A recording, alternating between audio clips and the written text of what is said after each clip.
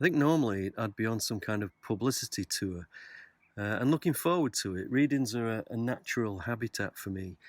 I've been at times something of a troubadour poet, busking my way around the country giving readings.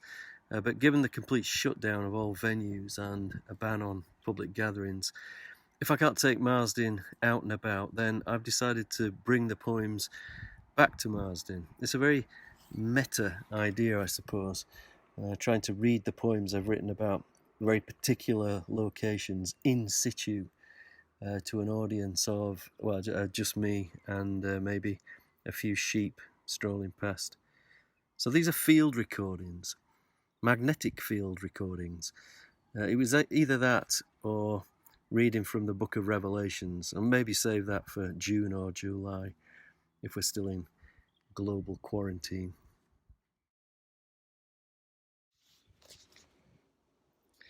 There are two very isolated reservoirs over there, right on top of the moor. One's called Swellens and the other's called Black Moss, which features in this next poem. When we were kids, we used to trudge up to those reservoirs and play on the banks and in the water. It was the nearest that we could get to the seaside out here in the uplands. It ain't what you do, it's what it does to you. I have not bummed across America with only $1 to spare, one pair of busted Levi's and a Bowie knife. I have lived with thieves in Manchester.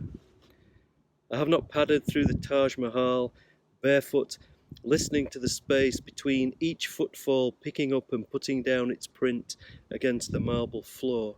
But I skimmed flat stones across black moss on a day so still I could hear each set of ripples as they crossed.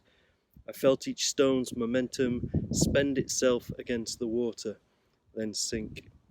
I have not toyed with a parachute cord or perched on the lip of a light aircraft, but I held the wobbly head of a boy at the day centre and stroked his fat hands. And I guessed that the tightness in the throat and the tiny cascading sensations somewhere inside us are both part of that sense of something else. That feeling, I mean.